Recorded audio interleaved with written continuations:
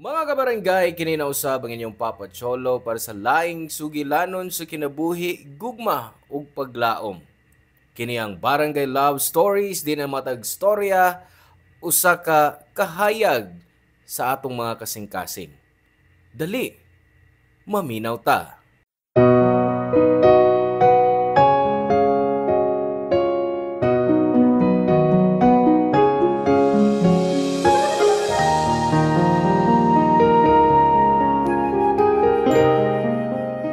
Buhaton sa usa ka inahan ang tanan aron mahatag ang mga panginahanglan sa iyang mga anak. Apan usahay, adunay mga higayon nga sobra ra ang ilang mga sakripisyo. Hangtod nga bisan ang ilang kinabuhi, maguba. Ikaw, unsa kadako ang imong mahimo alang sa imong pamilya? Hello mga suki namong kapuso o kabarangay. Laing panag-uban usab nato diin laing sugilanon sa kinabuhi mo atong hatagan sa pagtagad karon. Pinada kini ni Luz nga giuluhan taog online utang. Dear Papa Cholo, may adlaw kanimo. Tawgalan kog Luz. Usa ko ka magtutudlo sa elementarya og 52 anyos na ug nagpuyo sa Southern Cebu. Biyuda ko Papa Cholo. Nabulahan kog 5 ka anak. 30 anyos pa lang ko dihang namatay ang akong bana nga si Edgar. Maguwang siya na kog 5 ka tuig. Ug usa siya ka bus driver kaniadto nga nahimong jeepney driver sa wa pa siya mamatay. Wa ko magunahuna ni adtong tungura nga human sa halos na po katuig nga pagdrive og sakyanan ang iyang kinabuhi matapos sa daan. Ako ra ang nag-support sa among 5 ka mga anak. Lisod ang pagka-single parent Papa Cholo. Sa kagamay sa sweldo sa usa ka magtutudlo sa elementarya, naglisod ko sa pag-budget sa akong binuwan nga sweldo alang sa mga bayronon. Inadlaw nga pagkaon o sa mga galastuan sa eskwelahan sa akong mga anak. Mas daghang kong problema sa kwarta sa dihang ang akong 2 ka anak nagtungha na sa kolehiyo. Bisag di ko gusto, nag-loan ko para lang masuportaan ang panginahanglan sa akong mga anak sa ilang pagtungha.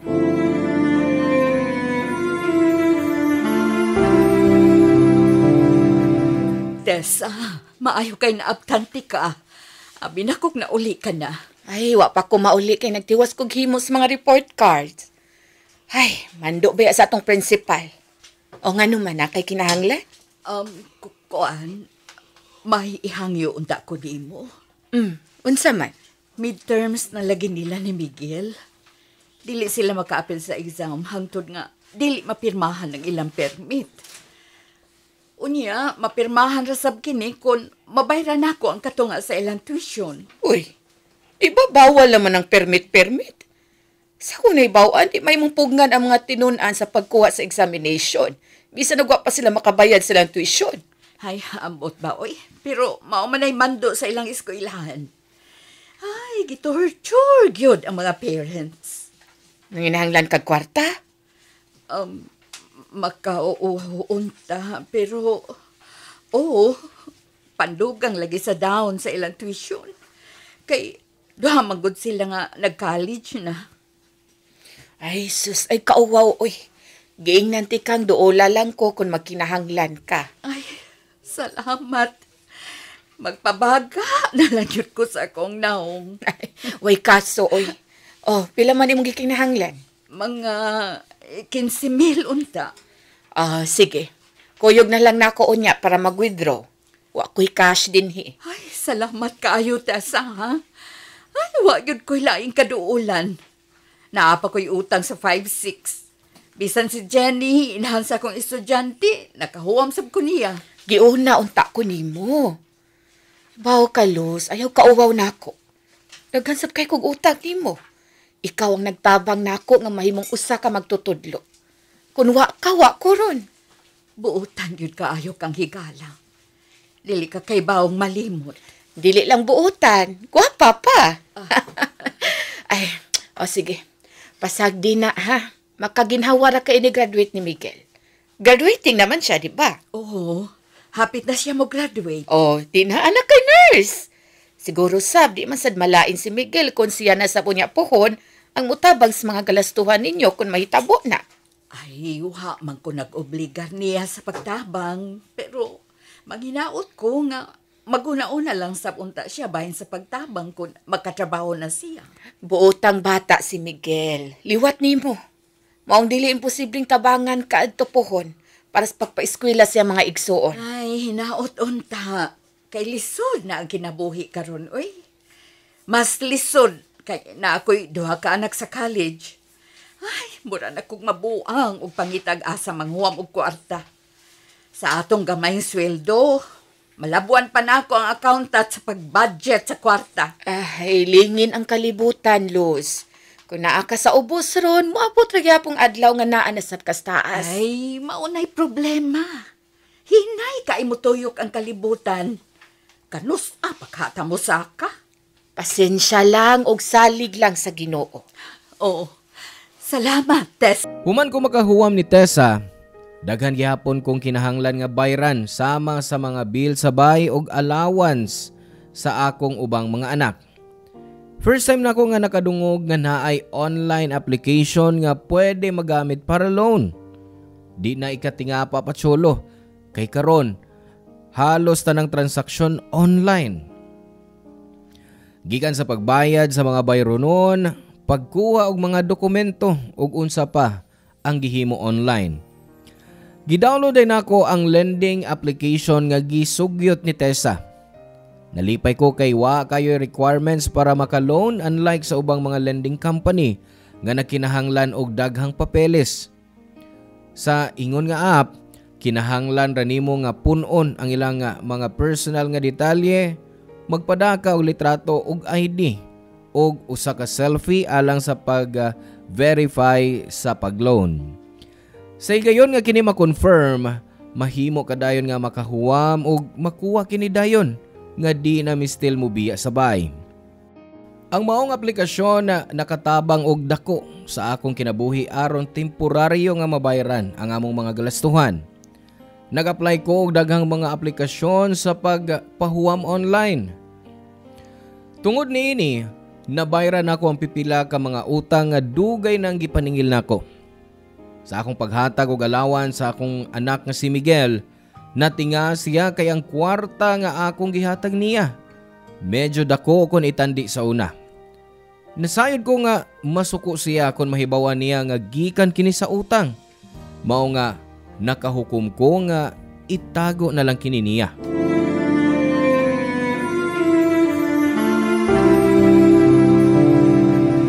Ma, eskwela na ko. Ako sab ma. Mudungan na lang kung kuya. Manglakaw na mo. Kadiyot lang. Kuhaan ninyo. Ipuno na sa inyong allowance karon si Manaha. Salamat ma. Daghan yung kong mga activities karong adlaw nga kinahanglang bayran. Ma, nasuldahan dahi ka.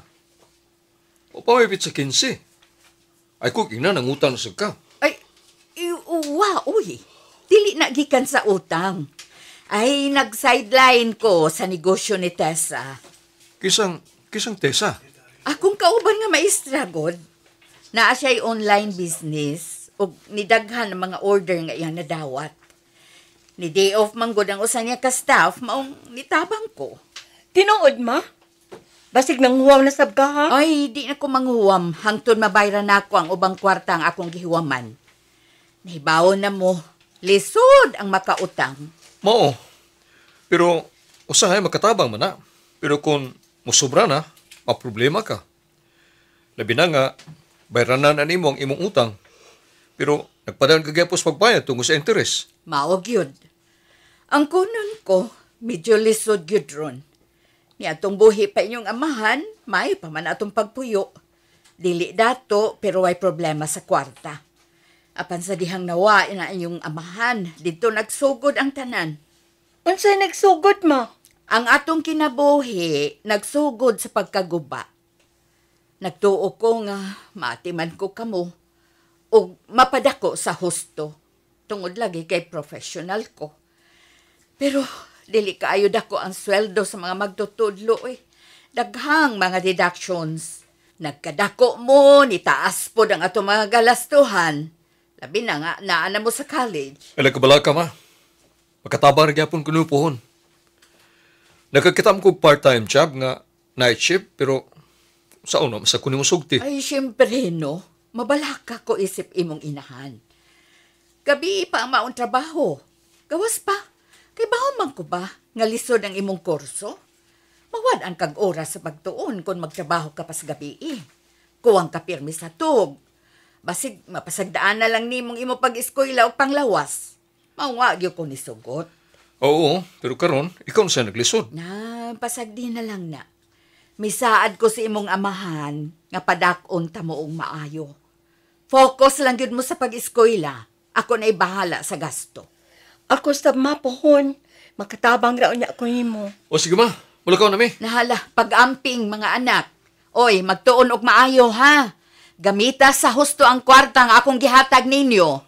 Oo, ma. Isaada na mo. Papa Cholo, sa mga misunod nga mga buwan, ang mga apps sa pag-loan na himong akong kadaganan, bisan kanus ako magkinahanglan og kwarta. Sa ilang tabang, mas sayon ang akong kinabuhi tungod kay ang kwarta nga imong makuha. Instant sa imong pag-apply. Pero ang wa na ko mahibawin atong higayuna, kay kining mga lending apps, maoy makaguba sa akong kinabuhi, Papa Cholo. Do ka tuig ang milabay ang akong ikaduhang anak na aksidente sa motorsiklo. Gikan kuno sila sa inom og hubog ang driver. Sa ilang pag-overtake, wa nila mabantayi ang sakyanan nga ilang gikasugat og nahit and run sila niini. Nabali ang BTS sa akong anak tungod sa aksidente. Kinahanglang simintuon. Daghan mi gasto sa ospital, Papa Cholo. Og nalangan ang akong bayad sa lending apps nga akong nautang kay bayran una nako ang bayron nun sa ospital aron ma-discharge ang akong anak. Sa misunod nga mga buwan, ang mga silot nga akong nadawat tungod sa wa pagbayad sa tukma nga oras nagpundok hangtod nga kini nagkadako ug nagkadako. Niadtong panahona, sunod-sunod ko nga nakadawat og mga tawag gikan sa wa mailhi nga mga numero. Sa matag higayon nga di ko makabayad. Tanang matang sa paghulga akong nakuha gikan sa mga naningil, Papa Cholo.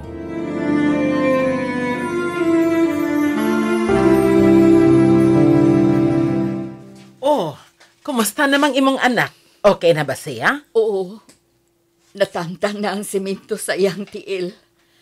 Pero maulagi, di pa siya makalakaw og tarong ron. Ay, mabalik ka nas na andan, oy, Luz. Kung himpit ng mamaayo yung tiil. Oo, mausap na giingon sa doktor. Pero daghan mi gasto sa ospital tungod ana, oy. Mahal ba? Ay, sobra. Napuna na sabang akong mga utang aron lang makabayad sa ospital. Nidool na ko sa mga ahensya sa gobyerno aron mga yugtabang. Ay, mabawi ra ng kwarta, oy. Ang importante luwas ng imong anak ug way seryosong nahitabo. Oo. Ah, ano number na pod? Nanawag na pod ni sila nako. Kinsa? Sa Loni, sa lending app nako. Kada adlaw na lang ko nila tawagan. Bisag niingon kong ma-delayed ko sa pagbayad. Ay, tubaga lang. Sultihi sila sa imong kahimtang ron. Sige, kadiyot lang sa ha. Hello? May buntag, ma'am. Mao ba ni si Ma'am Rose? Ay, oo. Unsay ato? Kon, taga Starlin din ko, ma'am. Pahinom na ko bahin sa kwartang imong giloan. 27 ka adlaw ka ng overdue. Ay, nakig-istorya naman ko sa miaging higayon sa lain ninyong agent, sir. Kuan, di ba ko makabayad ron? Sorry, Kyud. Tungod lagi kay na-ospital manggod ang akong anak. Wa ko'y paki kung mag-ospital ang imong anak. Kinalang imong mabayaran imong utang ron. Ay, ayaw lang kog tas is imong tingog, sir. Mubayad man bitaw ko. Oh, Asa imong bayad? Ay, dili pa karon. Pero kung naan ako'y kwarta, mo bayad ayon ko. Siguruha lang na ha. Kaya kung dili, gubo na mo imongan. Or, pasakahan ka na mo kaso. Ha? Uy, ayaw taon, sir, please. Mabayad ko, Kinahanglan promise. na mong bayad og ma'am. Kung dili, i-post ka na mo sa Facebook. Maestra ka pa ba ya? Giunsan ni mo pagkahibaw nga maestra ko? Sa Facebook. Nasayod may kung unsa imong Facebook. Naapod may copy sa imong contacts. So, kung mulayas ka na mo, mauwawan ka gyud. Ay, saan man ako pagbayad nga wa pa man ko'y kwarta. Bisan gani og ipalit og bugas, wa pa ko kahibaw asa ko magkuha. Dili na mo problema, ma'am. Mangutang ka, unya wa kay ikabayad. Mauwa po ka, oy. Bayarin imong utang. Grabe. Oh, ngano? Unsa may po? Gihulga ko nga maguba ko na akong ankon. Di ko mo bayad ugma. Unsa? Uy, grabe hagod. Kinahanglan ko makabayad ugma. Pero, asa man ko manguam ini og kwarta, oy? Grabe Papa Cholo. Nakabayad na ko sa kapital na akong gihuwaman. Pero hangtod ron, nagbaguod pa ko sa pagbayad sa interest ni ini. Hangtod nga gigamit nila nga akong selfie picture nga akong gipadaan nila kaniadto para sa verification. Ila kini gipakatap sa Facebook. Di lang kana ang ilang gibuhat. Nag-message sab sila sa tanan akong friends sa Facebook aron ingnon ko nga kinahanglan na akong bayaran ng utang. Kaniadto makakita ko mga spam post sa social media. Bahin ako. Hangtod nga napugos ko sa pag-deactivate. Nawa ko kaniadto sa akong mga higala Papa Cholo. Di lang mga higala o mga paryente ang nakakita sa maong mga spam nga post, kundi ang akong mga kauban sa eskwelahan o mga estudyante nako kaniadto. Ang akong kanhi gitahod nga ngan kalit nga naguba.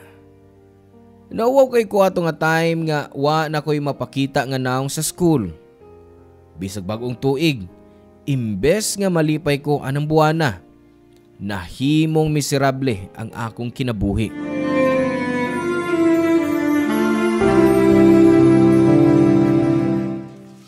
Oh, ma. Ano pa ka mag-ilis? Di ka matos kapilya? O bitaw ma, sige na, ato na ta. Ay, kamo lang una mga anak. Maminaw lang ko sa service sa radyo. Ano man?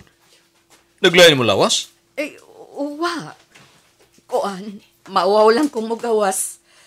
Gawas pa. Mauwaw ko magpakita sa pastor. Di ba, nakadawat mo siya text sa mga online agent?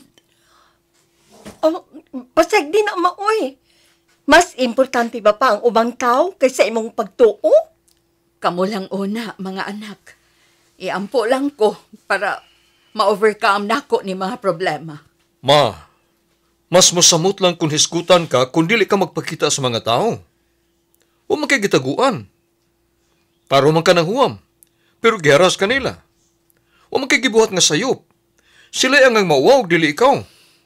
Wa na, Miguel. Naguba na ang ako ngan. Gikatawan ako sa ubang tao. Nganong katawan man nila ang inahan nga naglisod sa pagkamang para lang siya mga anak. O may katawan na si mong kahimtang, ma. Biktima ka lang. Biktima sa kabuang. The biktima sa kwarta, sa mga scammer. Di ba, kuya? Scammer? O ma, nag-research man ko ng Starlending app. Kaniadto gi-report na sila o gisirad ana.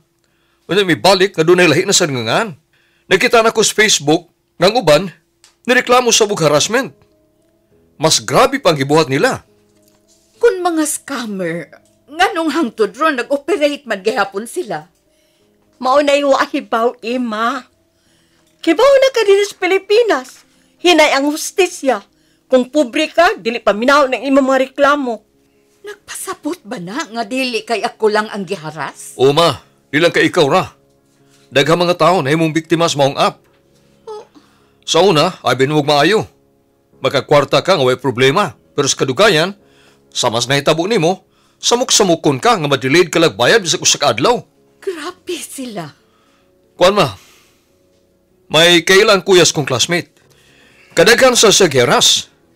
Giingon nga, gyapud-apod usap iya mga personal nga mga detalye, cellphone number, address, gumar pa mga butang. Ayang gabuhat, iyang gi-deactivate na yung social media. Nag-ilis og numero. Una, gidelete ang app. Wa na bayaran niyang utang. Kay iko naman kung itong ibayad silang gihimo nga harassment niya. Kay agresibo kayo sila.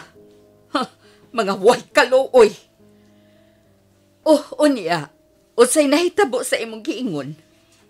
Wa ba siya ikiha? Dili sila magkakiha. Kay scammon sila. Dili sila mga legit nga online loan company. Gipangitan ako ang opisyal nga website sa Securities and Exchange Commission, pero wa dito ilangan. Tungod kay mga legit naman nga magpa-loan ang lista sa site. Maayo kay nag-deactivate na ko. Pwede ko mag-change og number. Mas maayo pa, ma. Paghimo og bagong Facebook account, aron dili ka na mahasol. Di na makahasol nimo ang maong mga tao. Kalimti na sila. Dili sa makiangayon ang silot nga nagipahamtang nimo, oy. Unta, mahunong na sila sa ilang pagpangilat. Kuan ma, nakabalita ko nga Chinese ko nang tag-iyaan ng kumpanya ha. Unya, murag naikuta ang mga maningilay. Maong agresibo kaya na sila. Unta na ay mokiha pag-usab nila. Pwede mo good mga ikaw raw? Ay, di lang ko. Hindi ko gustuan na di na sa yun. Daghan kay na proseso kung magkiha-kiha ta. Mahal sab. Unya, asa matamangita kwarta. Ma, doon na sa kagrupo sa Facebook sa mga tao nga na-scam sa mga online loan. Kung magdungan mo, reklamo mong tanan, basig madunggan ka. Na, pasag din na. Di, ko gustong balikan na. Okay. Sige. Huwag gikinhanglan mong buhaton karon. Mong pag-ilis aron makaadto kas kapilya. Magsugod ng service. Ma, kwarta ra na. Ug gibayran na nimo. Sobrang-sobra na kayo kaysa ilang interes nga gipaningil hangtod karon. Magkapaan ra na sila, ma. Salamat, mga anak. Kay na-depress na gyud kaayo ko ini. Sige, una na lang mos kapilya. Musunod ra ko. Okay. Okay, ma. Iampo na to na. Dili ka na mo pasagdan, ma. Ni ami kanunay para nimo, ma. Salamat, mga anak ko.